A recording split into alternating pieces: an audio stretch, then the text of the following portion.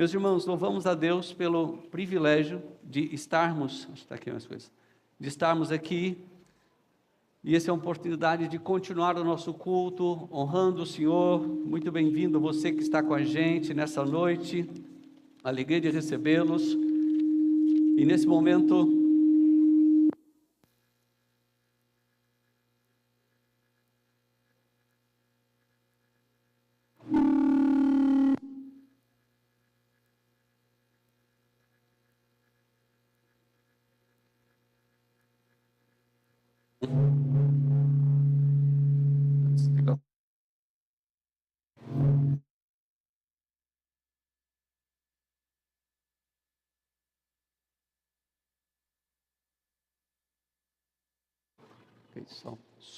oi, restabeleceu aqui. Meus irmãos,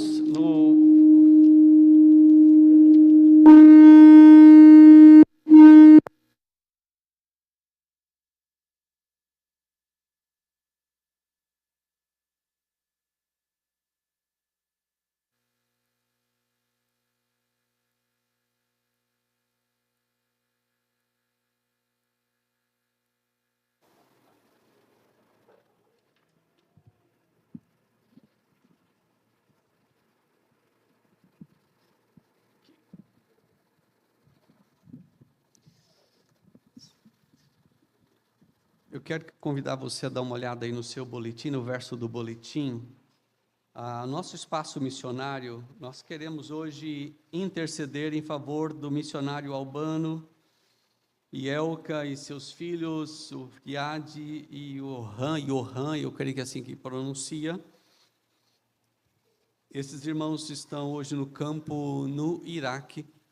Nós queremos orar, colocando diante de Deus a vida deles, nesse momento missionário, e pedir você que lembre de orar por eles durante a semana, colocando esses irmãos que estão no campo tão difícil, né, que é esse campo na região do Oriente, né? Então, que a gente possa colocar isso diante de Deus, você lembre de orar por eles durante essa semana, e vamos orar nesse instante, e orar também aqui pelo nosso momento da mensagem, para que Deus fale ao nosso coração. O nosso desejo é que você seja também edificado, a minha vida também seja edificada nessa noite.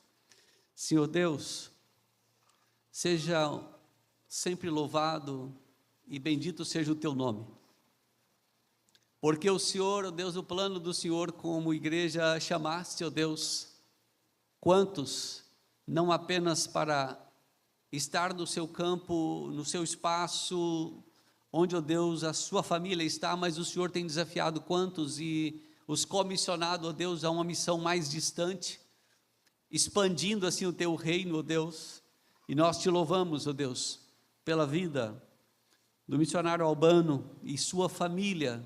Ó Deus, toma os teus servos das tuas mãos, abençoa o trabalho das suas mãos, ó Deus, o trabalho que eles fazem na instrução de crianças, o trabalho, Deus, que eles têm desenvolvido, ó Deus, para a instrução de pessoas adultas, para que elas possam também, ó Deus, ser trabalhadas a sua dignidade humana, mas sobretudo, ó Deus, levando o teu evangelho para pessoas tão carentes do teu evangelho, da tua graça. Nós oramos para que o Senhor sustente a vida deles. Pai, nós também queremos orar agora por nós, ao meditar a tua palavra, que sejamos edificados, que sejamos fortalecidos, que o teu Espírito, ó Deus, fale ao nosso coração, que, ó Deus, o teu amor cada dia mais inunde o nosso coração, ó Deus, a partir da tua palavra, para que, ó Deus, o nosso coração saia realmente edificado, fortalecido nesta noite. Ajuda-nos, ó Deus. Ó Deus, dá-me palavra fácil, fidelidade à tua palavra, e, ó Deus, onde quer que nesse instante a tua palavra esteja sendo pregada, ó Deus, também, ó Deus, aqueles que expõem a tua palavra possam fazê-lo, ó Deus, com fidelidade. E assim nós oramos, pedindo a tua graça sobre nós, em nome de Jesus. Amém, Senhor Deus. Amém. Meus irmãos, vamos continuar a nossa série. Eu quero convidá-lo a abrir a sua Bíblia na primeira carta de Paulo aos Coríntios. Primeira carta de Paulo aos Coríntios. A nossa série, ela tem como tema como título Família sobre a Rocha ou Castelo sobre a Areia. Se puder projetar para nós aqui, manter na tela o nosso cartaz. Família sobre a Rocha ou Castelo sobre a Areia. Então, o nosso tema é uma pergunta, e uma pergunta que cada um precisa buscar quem sabe respondê-lo. E as exposições que temos feito é exatamente para que o nosso coração seja confrontado pela Escritura. E esse é o nosso desejo. Mas antes de ler o texto, em 1 Coríntios capítulo 7, quero trazer algumas informações importantes para nós, até para compreensão e contextualizar, a fim de que a leitura do texto possa já nos edificar a partir da leitura desse texto. E o assunto que nós vamos tratar esta noite, espero que não te traga algum desconforto. Um pouco ou quase nada tem se falado sobre esse assunto por meio dos púlpitos das igrejas. E eu te convido, então, a gente caminhar olhando para esse texto no momento oportuno. E esse é um capítulo singular, que na verdade a Escritura nos apresenta diretrizes básicas para a vida daqueles que são casados. E Paulo, ele responde aqui, não apenas aos casados, mas ele amplia também aqui nos questionamentos que possivelmente a liderança da igreja de Corinto fez a Paulo, lhe enviando uma correspondência.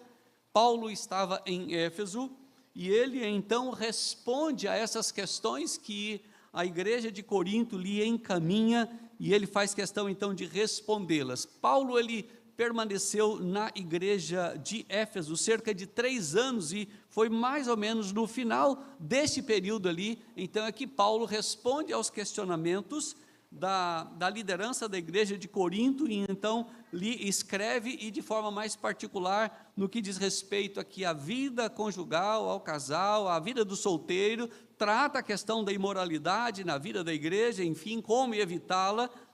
Então eu quero que você olhe para isso com muito carinho nesta noite. A Bíblia, a herança reformada, traz como título, na primeira carta aos Coríntios, dizendo que essa carta é uma carta que exulta e glorifica a Deus, e onde Deus promete então unidade no corpo, assim como pureza na doutrina e no comportamento. Então é muito mais do que apenas eu crer numa verdade, mas é eu viver uma verdade na minha caminhada cristã, tá? E como Paulo identifica esses crentes? E eu quero que você observe que no primeiro versículo da carta aos Coríntios, tá? Ou melhor, no segundo versículo da carta, ele diz o seguinte: a igreja de Deus que está em Corinto, aos santificados em Cristo Jesus, chamados para ser santos, com todos os que em todo lugar, inclusive Porto Velho hoje, invocam o nome do nosso Senhor Jesus Cristo, Senhor deles e nosso. Então, Paulo, ele direciona esta carta ao povo de Deus, gente cheia de lutas, como eu e você, na nossa caminhada cristã. A partir do capítulo 7, o apóstolo Paulo, então, vai tratar dessas questões que a liderança de Corinto levanta. E desde a entrada do pecado no mundo, algo que a gente precisa frisar aqui, antes de ler o texto realmente que vamos expor nesta noite, todas as coisas sofreram suas deteriorações, né?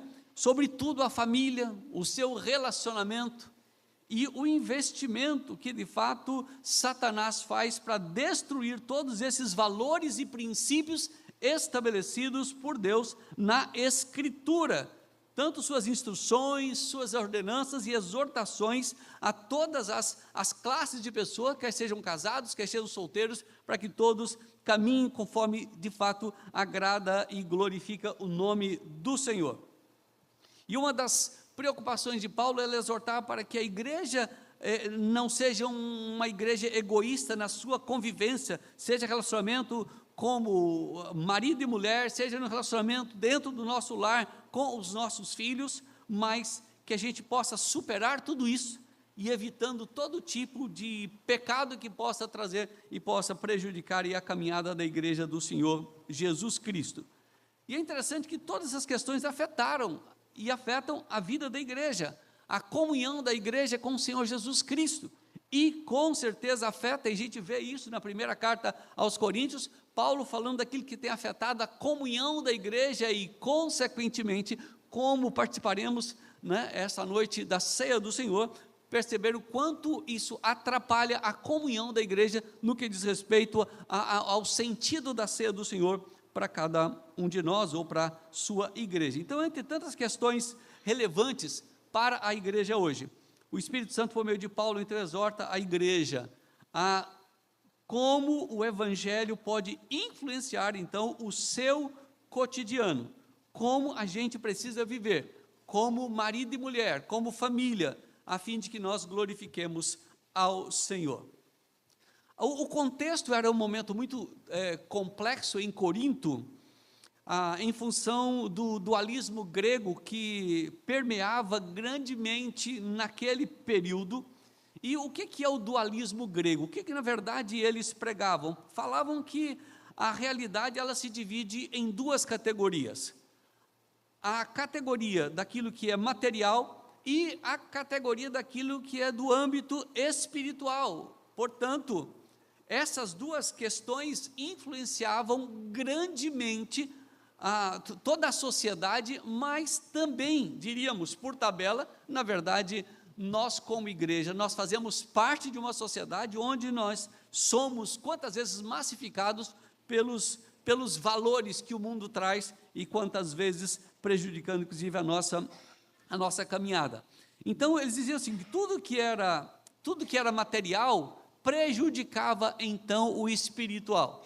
E aí é onde a gente vai cair exatamente nessa questão que Paulo vai tratar aqui no texto, para dizer então que alguns irmãos queriam ser o quanto espirituais possíveis e achavam que por isso não deveriam permanecer casados, ou não deveriam ter relacionamento sexual com a sua esposa e marido e vice-versa.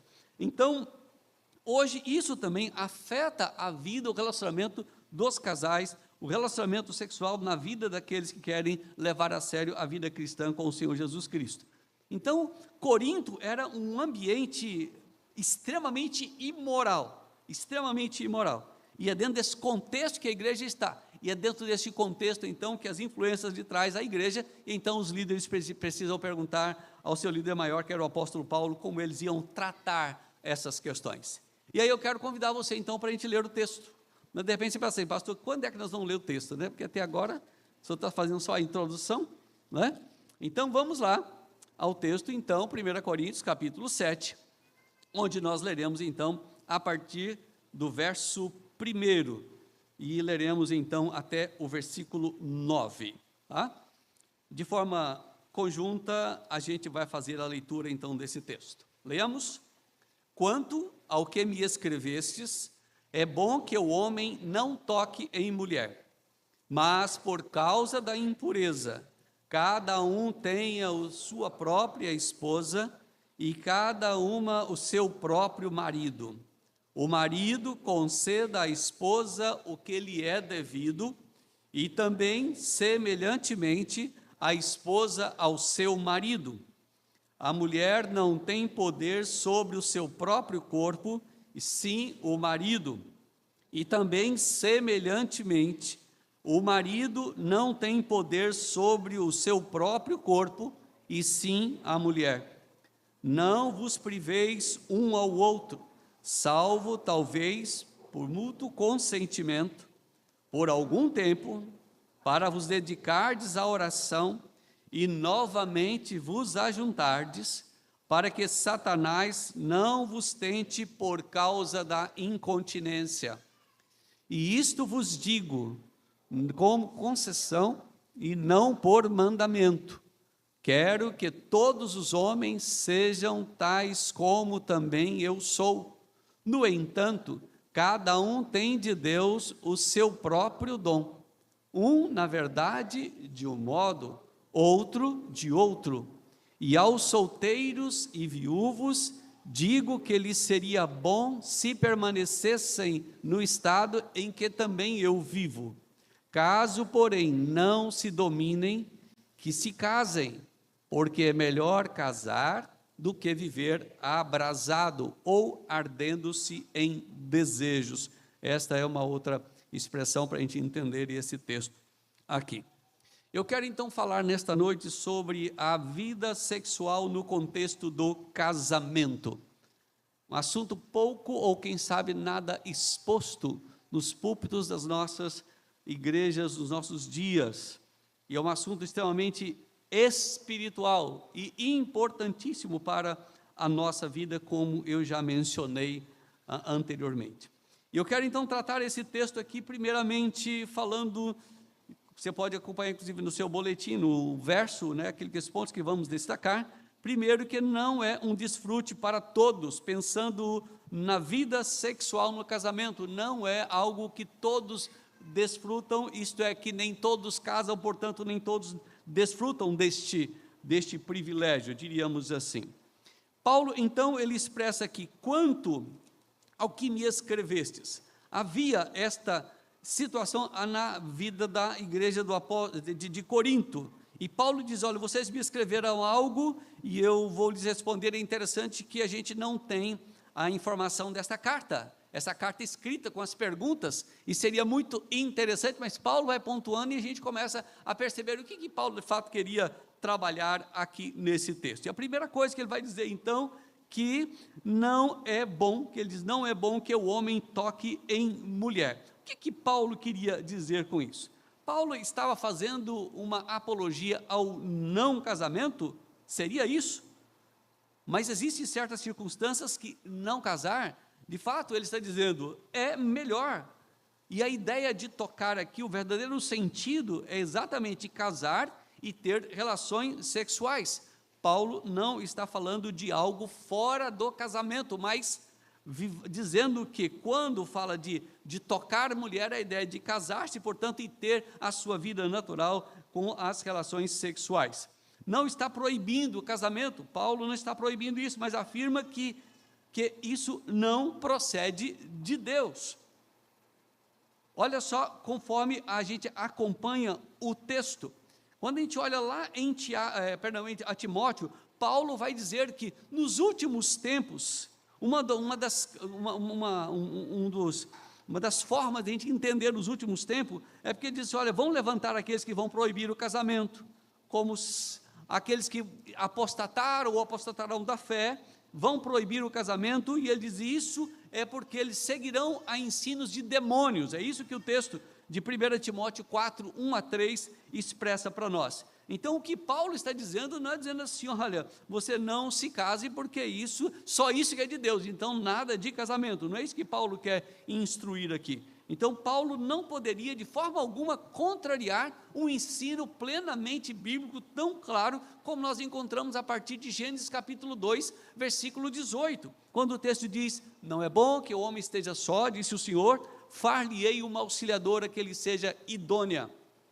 Então, Paulo não está sendo contra este princípio, tá? E as marcas da maldade humana eram tão evidentes que Paulo tinha uma preocupação que os autores chamam de preocupação escatológica quanto às questões das últimas coisas, ou da volta eminente de Cristo, como se Cristo fosse voltar, então, muito rápido, e assim ele sugere que o casamento deveria ser um projeto, quem sabe de segundo plano, para os solteiros, aqueles que estavam solteiros. E Calvino, ele comenta esse texto usando a seguinte frase, é deveras vantajoso e conveniente para um homem não viver preso a uma esposa até o ponto em que ele é capaz de viver sem ela. Então, entendia Paulo que os solteiros estavam mais livres para servir ao Senhor, em função até dessa expectativa escatológica da volta, então, do Senhor Jesus Cristo. E depois, já no versículo 32, deste mesmo capítulo, ele vai dizer, olha, o que realmente eu quero é que estejais livres e de preocupações. Quem não é casado, cuida das coisas do Senhor, de modo a agradar ao Senhor. Verso 33, mas o que se casou, cuida das coisas do mundo e de como agradar a sua esposa. Paulo não está fazendo uma crítica ao cuidado do marido com a esposa, da esposa com o marido, não é isso. O que ele está dizendo é que aquele que não se casa, ele tem mais tempo de fato para servir ao Senhor. Ele tem um tempo dobrado para isso, enquanto ele, portanto, o contrário, ele precisa dar toda a atenção à esposa, e é responsabilidade dele fazer isso, e vice-versa, e também da esposa de cuidar, então, do seu marido. Então, a palavra bom que Paulo usa aqui, ela é entendida como algo como conveniente. Se você olha o versículo 8, Paulo vai dizer também: e aos solteiros e viúvos digo que ele seria bom se permanecessem como no estado em que eu também vivo. Depois o verso 26, novamente ele vai expressar isso: considero, por causa da angustiosa situação presente, ser bom para o homem permanecer assim como está. Então essa era a sugestão de Paulo, mas não era a ordenação, como se de fato fosse algo que ele pudesse decidir pelos crentes de Corinto, ou como ele expressa no início da sua carta, tanto para a igreja de Corinto como uma carta que seria aí uma carta direcionada às igrejas daquele período. Vendo Augusto Nicodemos comentando esse texto, ele diz: considerando as circunstâncias particulares em que Corinto ou que os coríntios viviam, era então mais conveniente que não se casassem. Se de fato conseguissem sem se casar, fariam bem em fazê-lo. E é isso que a Escritura diz. Então o apóstolo Paulo vai dizer assim: aquele que não consegue, portanto, ficar solteiro, que precisa casar. E a gente vai tratar um pouquinho mais isso. Então Paulo diz assim: olha, nem todos vão desfrutar os benefícios do casamento, porque permanecerão como eu estou. Portanto, Paulo estava solteiro, e eu trato um pouquinho disso, quais as causas da sua solteirice, se caso a gente pudesse trazer esta afirmação categórica quanto a ele estar só. Então, a vida sexual dentro do contexto do casamento não é desfrutada por todos, e Paulo vai assim: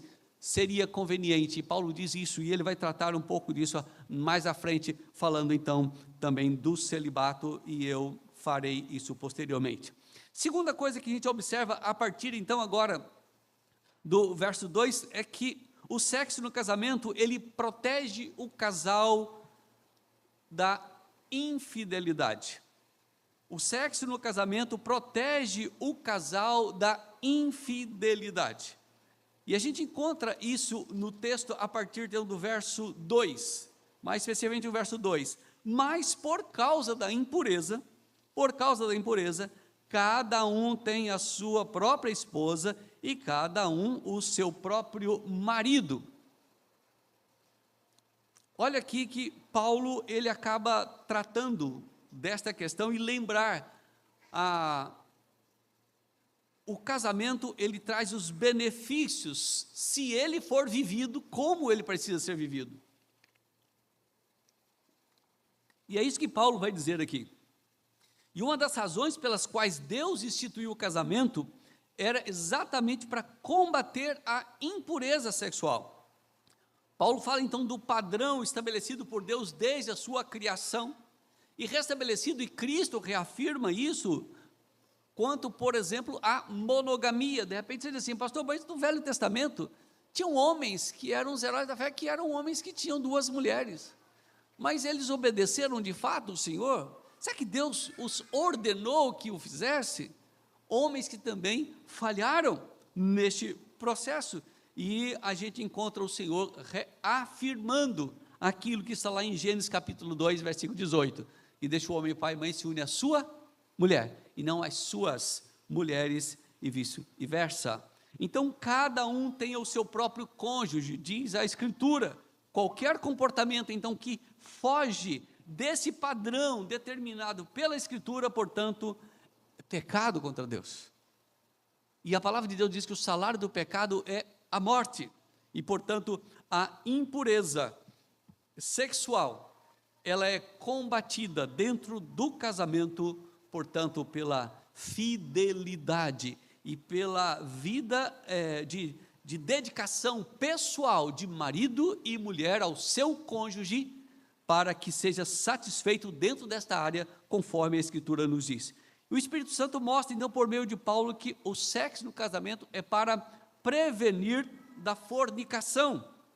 E aí ele diz: cada um tem a sua própria esposa e cada uma o seu próprio marido. Então, o sexo no casamento, ele tem tanto propósitos de criação, mas também de deleite para a vida do casal, deixando ele isso muito claro, que é um relacionamento heterossexual, ou seja, entre um homem e uma mulher. São valores que nós não abrimos mão dele. Portanto, respeitamos aqueles que pensam diferente, que queiram viver diferente, mas, confessionalmente, nós cremos, de fato, que o casamento, a relação íntima, ela precisa ser entre um homem e uma mulher. O que foge disso está fugindo dos princípios estabelecidos pelo próprio Deus, conforme Gênesis capítulo 1.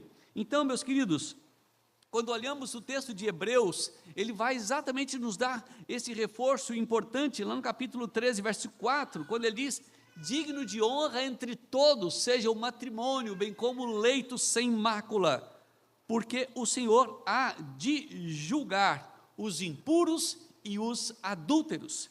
Então, a fidelidade no casamento, ela passa pela sexualidade vivida dentro dos princípios da Escritura. Então, Paulo usa aqui o termo, que é um termo que dá a ideia de impureza sexual, de fornicação, de prostituição, de adultério. Isso quer dizer, da perspectiva bíblica, sexo só para o casamento. E é isso que nós defendemos, é isso que nós batemos nessa tecla, e, portanto, quem esteja desfrutando do sexo fora do casamento está em pecado contra Deus, está em desobediência à sua palavra, está, de fato, contrariando os princípios da Escritura. Então, o sexo no casamento, ele protege o casal da infidelidade. Como tem o título de um livro, O Mito da Grama Mais Verde, parece que a vida do vizinho, a esposa do vizinho, o marido do vizinho é melhor do que o meu cônjuge. Mas por que que muitas vezes acontece? Porque não se desfruta de uma sexualidade sadia dentro de casa. Então, vai se procurar uma experiência fora. Meus irmãos, a prática, então, da sexualidade também entre jovens não casados e, tristemente, inclusive entre evangélicos, revelam que os valores da Escritura estão cada vez sendo mais desprezados em nossos dias. A vida, a sexualidade antes do casamento tem sido praticada e muito. Se a gente for olhar uma estatística, você fica extremamente abismado com as estatísticas dos nossos dias. E a gente precisa lembrar que em todos os aspectos nós somos espirituais, tanto na nossa vida eclesiástica espiritual, como na nossa vida secular. Não há uma dicotomia, aqui eu posso viver como eu quero, aqui é as coisas da igreja. Não, a nossa vida é uma só, né? Não tem como eu orar pela minha vida espiritual e orar pela minha vida financeira, que não é espiritual, né? Então, nós somos espirituais, tudo o que nós fazemos é espiritual e, portanto, precisa glorificar ao Senhor. Meus irmãos, o que nós temos visto nos nossos dias, não apenas entre os jovens, mas entre adultos, homens, casados, mulheres, que têm quantas vezes vivido uma vida promíscua, adulterina, e não têm sido fiéis a esses valores, não têm sido fiel ao seu cônjuge. E a minha palavra, a minha exortação a você: fuja desse tipo de vida. Isso é do diabo, não é de Deus. Então, fuja disso, né? Não viva uma vida libertina com a sua sexualidade, nem você solteiro e nem você casado, e pelo contrário, se você deixa de viver a sua sexualidade em casa, você inclusive está prejudicando o seu relacionamento. É o que trataremos na sequência aqui do texto. Mas eu quero ainda lembrar o texto de Paulo escrevendo aos Romanos, no capítulo 12, versículo 2. Não vos conformeis com este século, mas transformai-vos pela renovação da vossa mente, para que experimenteis qual seja a boa, agradável e perfeita vontade de Deus. Só pela Escritura. Quando eu de fato dedico, eu conheço ao Senhor e quero servir ao Senhor, eu leio a Escritura precisa moldar a minha forma de pensar, para que isso me leve a tomar atitudes concretas contra aquilo que, portanto, é pecado contra o Senhor, contra aquilo que desvirtua os princípios da Escritura, e, portanto, a gente precisa cuidar, e a nossa oração precisa ser o Senhor: Senhor, me ajude, eu preciso do Senhor. Ainda mais, porque o Senhor Jesus Cristo, Ele tornou ainda muito mais amplo a ideia do adultério, e não apenas o ato praticado, mas Ele diz: olha, qualquer que olhar para uma mulher com intenção impura, no coração já adulterou com ela. Então, meus irmãos, é muito mais sério do que a gente imagina quando a gente pensa aqui na sexualidade e o pecado que nós podemos estar cometendo contra Deus. Sexo no casamento protege o casal da infidelidade. Mas, em terceiro lugar, a vida sexual no contexto do casamento. Em terceiro lugar, eu quero abordar que casamento é uma dívida. Casamento é uma dívida sexual. Casamento é uma dívida sexual. O egoísmo continua, na verdade, encarcerando o ser humano e para sempre está vivendo quantas vezes a sua própria satisfação. E muitas vezes pensando em si mesmo, na sua satisfação pessoal, mas nunca pensando no seu cônjuge e nas relações conjugais. Não tem sido diferente, pelo contrário, parece que o ambiente onde isso mais se aflora é o ambiente de casa e da intimidade do casal. David Merck, falando sobre esse assunto, ele diz que o sexo existe para promover a manifestação do outrocentrismo. Isso é o outro no centro, que caracteriza a vida de Cristo em nós. Timóteo Keller também dá a sua contribuição quando ele diz: um meio poderoso de Deus, que Deus criou, para ajudar você a se entregar inteiramente a outro ser humano, é a vida sexual. E ele diz, quantas vezes a nossa expressão seria: pertenço completa e inteiramente e exclusivamente a você. Portanto, pensando na sexualidade no casamento, é uma entrega completa, que aquele que um dia prometeu de fato servir ao Senhor como casados precisa viver. Meus irmãos, são obrigações e direitos mútuos na relação conjugal. E é interessante que Paulo ele apresenta aqui um conceito que na verdade é para lá de arrojado para aquele período. E você avalia muito bem isso. Num contexto em que a mulher, normalmente ela não era valorizada, você percebe que o texto nos diz que o homem casado não tem direito, poder sobre o seu corpo, mas é a mulher que tem, e vice-versa. Então, a mulher, portanto, ela é dona, essa é a mesma ideia, né? É proprietária, e vice-versa. E é isso que a Escritura expressa para nós aqui, entendeu? E a gente percebe que até na vida, portanto, quando nós olhamos para a questão, quando Paulo fala da questão do solteiro, ele diz: olha, se você se casar, você vai ficar endividado, né? Porque você vai ficar devendo para a sua esposa o resto da vida. É esta a ideia que a gente acaba trazendo, é como a dívida externa do Brasil, né? O débito que jamais quitará. E no casamento é assim também. Nós nunca quitaremos completamente a nossa dívida no casamento.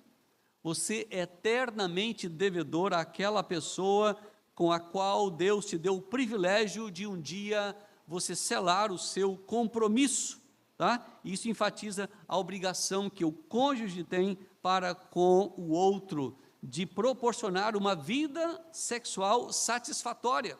E é isso que a Escritura lembra para a gente, e numa expressão que o autor de Provérbios nos traz, tá?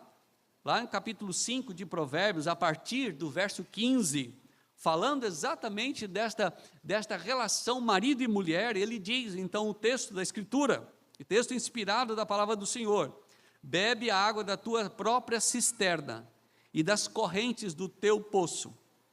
Derramar-se-iam por fora as tuas fontes, e pelas praças os ribeiros de águas. Sejam para ti somente, e não para os estranhos contigo. Seja bendito o teu manancial, e alegra-te com a mulher da tua mocidade. Corça de amores, gazela graciosa. Sacie-se nos seus seios em todo o tempo, e embriaga-te sempre com as suas carícias. Olha o que o texto da Escritura está expressando para nós, e lembrando que Deus criou o primeiro casal e lhes deu: vocês vão desfrutar do seu relacionamento íntimo, e é só entre vocês dois. Deus queria de fato nos proteger, mas lembrar para mim e para você, casado, é um compromisso até que a morte nos separe. Esse é o compromisso que nós um dia assumimos. Faz parte dos votos de casamento feitos diante de Deus e das testemunhas, né? Que não vamos privar o nosso cônjuge dos relacionamentos íntimos. E é interessante que o texto que nós lemos, veja que o apóstolo Paulo diz assim: olha, em alguns casos e por pouco tempo, diz o texto, tá? Por mútuo consentimento, entre em acordo com a esposa ou com o marido: olha, eu estou precisando ter um tempo de oração, então esse período a gente não vai ter relações, tá? Ou por razões espirituais, com a intenção de voltar às relações assim que terminar exatamente o seu projeto. E Paulo diz isso, que não possa estender muito, para que a gente não abra espaço para Satanás, para que Satanás não venha aproveitar então dessa incontinência e fazer com que venhamos pecar contra o Senhor e querer satisfazer os desejos da sexualidade fora do casamento que Deus estabeleceu. Meus irmãos, casamento é uma dívida sexual que fazemos, e é isso que Paulo quer lembrar para a gente aqui, tá? Então, eu quero dizer para você que é casado, se em algo você precisa reajustar com a sua esposa ou com o seu marido, é imprescindível, meus irmãos, que você sente, converse e chegue a um consenso, peça perdão um ao outro, coloque-se diante de Deus e diz assim: nós precisamos ajustar isso na nossa vida. A menos, irmãos, que algo dentro da sua área de saúde que tenha causado qualquer tipo de empecilho, isso precisa haver compreensão de ambos os lados. Mas não sendo isso, e mesmo isso, precisa haver consenso da parte de cada um, mas é preciso lembrar, né, que há um compromisso e uma entrega que um dia o marido fez para a esposa e vice-versa. Quero também lembrar-te aos solteiros: saibam que você deixaria de ser seu quando você se unir a alguém. Então você não é mais seu. Você não será mais seu, mas será de alguém. De repente diz assim: pastor, é isso que eu quero me entregar a alguém. Ore e coloque diante de Deus isso, para que você entregue a sua vida para alguém que de fato possa te proteger e cuidar de você, e não abusar da sua liberdade ou da sua condição de beleza, da sua condição, às vezes até em alguns momentos vulneráveis. Portanto, meus irmãos, Satanás, o inimigo de Deus, disse Werner de Boer em um dos seus comentários, e de todos aqueles que verdadeiramente pertencem a Deus, presta muita atenção em nós. Quando nos tornamos arrogantes, quando arbitrariamente nos sobrecarregamos de mais do que de fato somos capazes de suportar, então Satanás intervém e nos tenta. Quando fazemos algo que não conseguimos administrar, isso nos prejudica na nossa relação, o inimigo trabalha para colocar aí as suas propostas diante de nós. Então, meus irmãos, as palavras que Paulo diz nesse texto anterior, até no verso 5, quando ele diz o seguinte: olha, não vos priveis um ao outro, salvo talvez em motivo de consentimento por causa do tempo, por pouco tempo, aliás, por algum tempo, para vos dedicardes à oração e novamente vos ajuntardes, para que Satanás não vos tente por causa da incontinência. Então, Paulo quer tratar aqui nesse texto, suas palavras nesse contexto foi assim, olha, é uma concessão de que de fato se faça isso. Paulo não está falando de uma concessão para se casar, mas uma concessão para esse tipo de atitude, de um tempo diríamos aqui, de tirar umas férias, diríamos assim, da relação sexual para dedicar a algo importantíssimo, seja a oração, algo dessa natureza. Então, Paulo diz assim, olha, essa é uma concessão, não a concessão de casamento, às vezes é a interpretação que muitos fazem. Paulo não sabe uma concessão para se casar, porque o casamento é bíblico, mas uma concessão para esse tipo de atitude, conforme ele diz no versículo 6. Isto vos digo por concessão e não por mandamento. A partir do verso 6 eu quero trazer algumas orientações aqui para nós também nesse instante. Tá? Paulo, ele não está defendendo celibato em vez de casamento, de modo nenhum, né? Embora, como disse Simon Kistemaker, ele diz que embora casamento que Deus instituiu seja bom e recomendável, nem todas as pessoas devem ser casadas ou buscar um casamento. Paulo diz, alguns têm o dom para casar, os outros não têm, e é isso que ele expressa aqui, quer que todos os homens sejam tais como eu sou. Ele já mencionou isso no versículo 1. Depois ele diz, no entanto, cada um tem de Deus o seu próprio dom. Então, aqueles que Deus quer de fato que case, Deus vai prepará-lo para isso.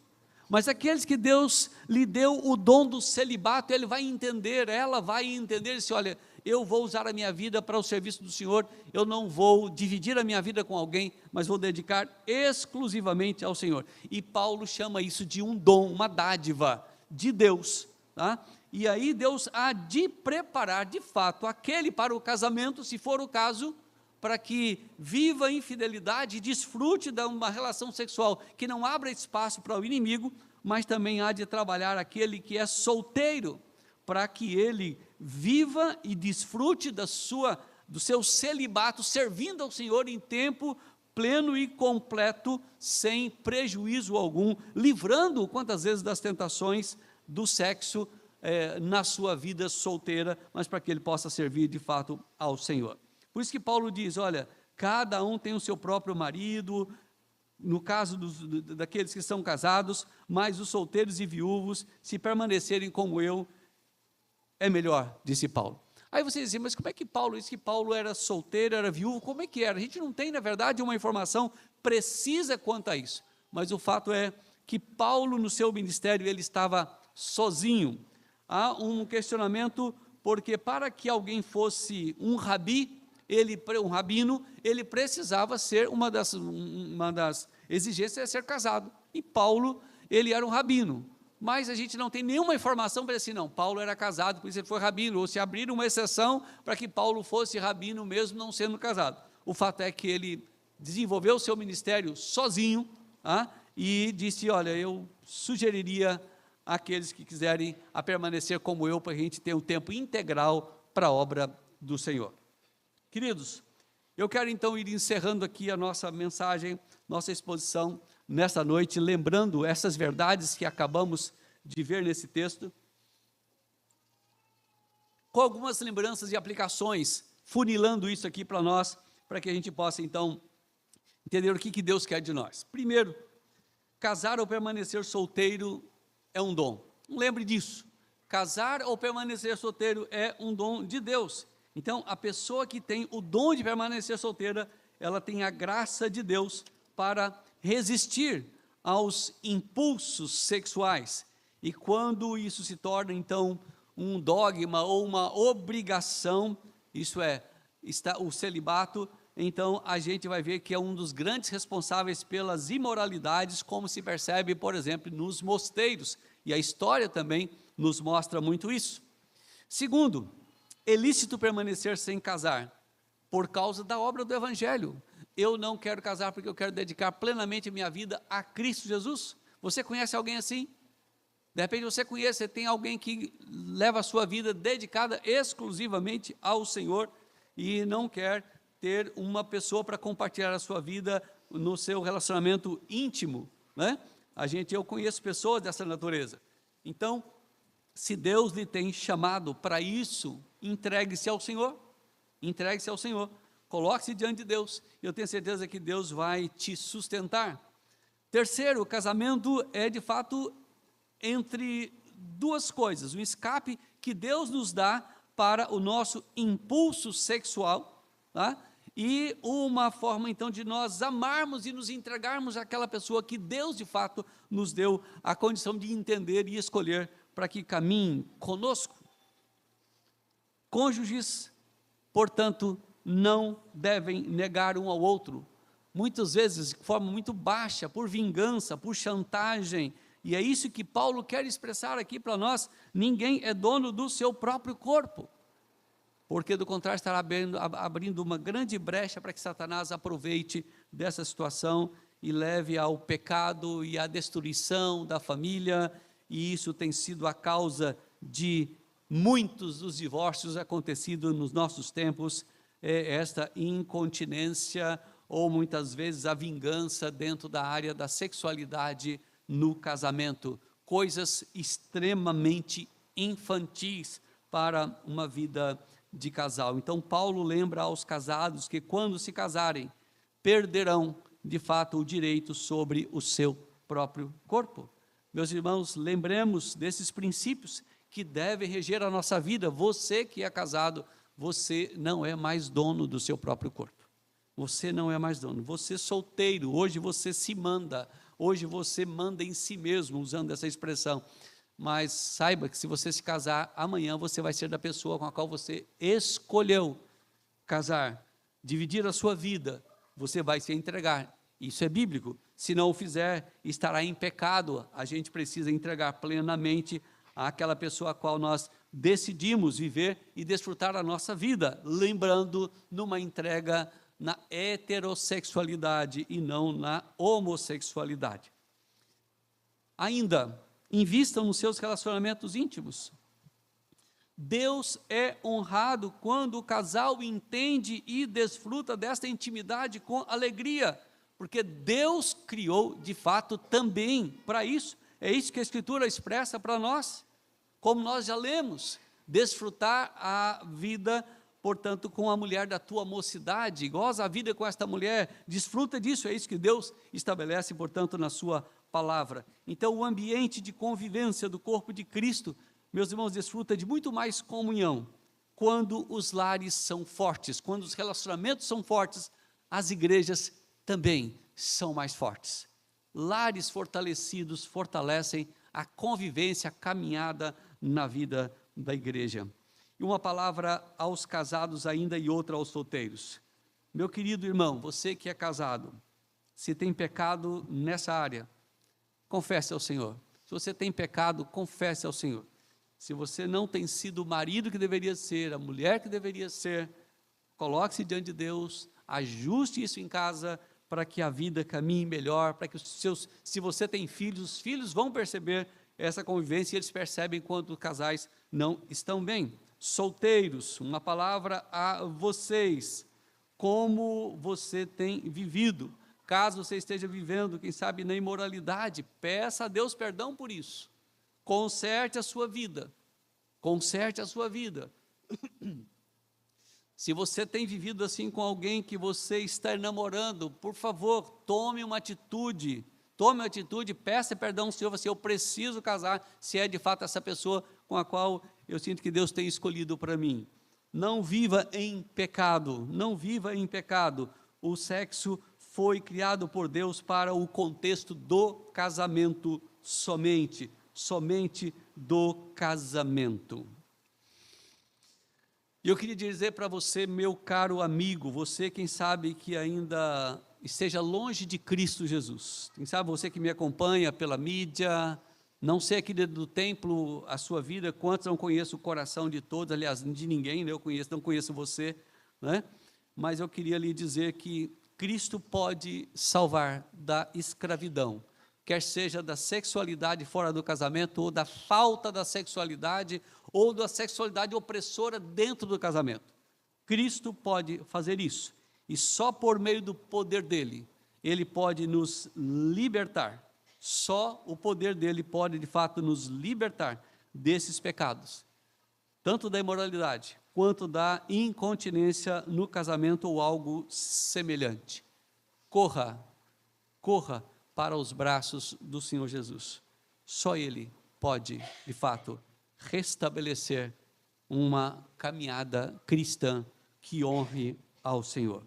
Você quer, de fato, uma família forte sobre a rocha? Então construa no pilar que se chama Cristo Jesus, e só nele,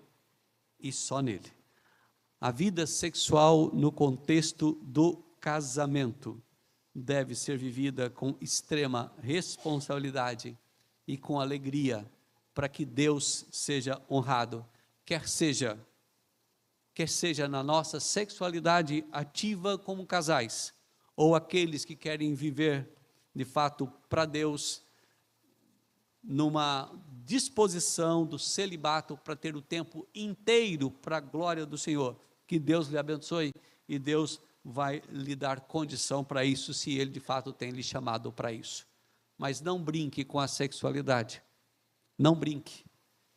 Tanto você prejudica e magoa os outros, como em todos os casos, você peca contra Deus.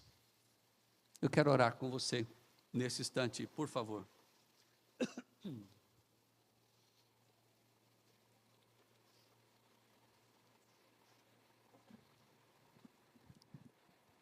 Senhor Deus, nós estamos nessa noite diante da Tua palavra e diante da Tua mesa, onde partilharemos a ceia do Senhor. Senhor Deus, é a verdade que acabamos de estudar, é uma verdade, ó Deus, aplicável lá em Corinto, naquele primeiro século,